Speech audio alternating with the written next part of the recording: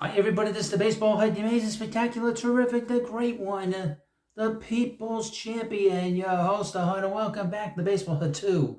And hopefully you like this video. This is another long line segment of where in the world is Pete Alonso going? We have a new team to talk about here, a team that's played rather poorly and has had no first base production. There are 7 games under 500, I believe, as of this video. And as the Houston Astros, the dynasty that was the last dynasty, now they're on their last legs, pretty much. This headline from SI.com: Astros predicted to acquire Mets superstar in blockbuster trade. Could the Mets and Astros actually come together on a blockbuster trade this summer? Okay, let's see what this has to say. Don't we see it? New York Mets have just under 2 months until they have to make an extremely difficult decision. Mets star first baseman Pete Alonso has been in the trade rumors over the last year and could have actually ended up being moved this summer. Alonso will be a free agent at the end of the season, and there is no sign of a contract extension. As I'm reading you this, the Mets are currently in 4th place, 8 games on the 500, and is in real danger of being sold at the trade deadline. Mets have time to turn things around. If they don't, Alonso could be on the move. Bleacher Report's Kerry Miller put together a list of bold predictions for possible moves around the deadline and surprisingly mentioned Alonso with the Houston Astros. Getting demoted to the Florida Complex League and spending a month away from the Astros did not do much to fix Jose Abreu. He does at least have a pair of solo home runs since returning to the big leagues, but his on-base percentage was barely 200 in those first 10 games back.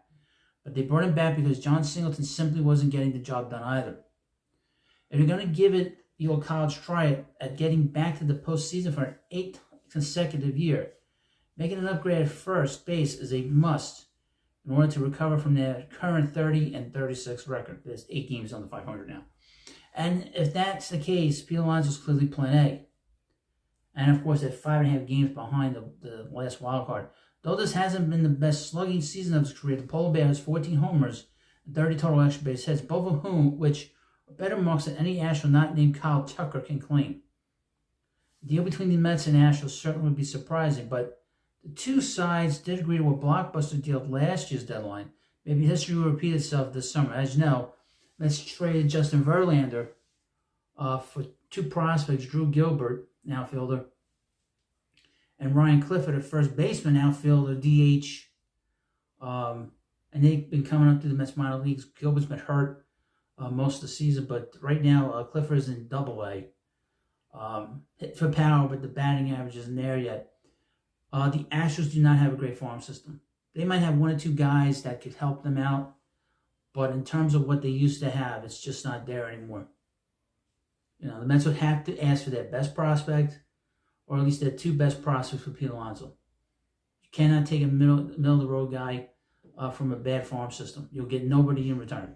And there's no impact players there with the Astros in their minor leagues. So, you let me know what you think about this video. And where in the world is Pete Alonso going this time in the next video? Who knows? Could do that video on maybe going to the Yankees. I mean, there was that going to the Dodgers. Maybe Mariners, the Guardians. The hell knows where he's going at this rate. Well, thank you for watching this video, and I'll see you later.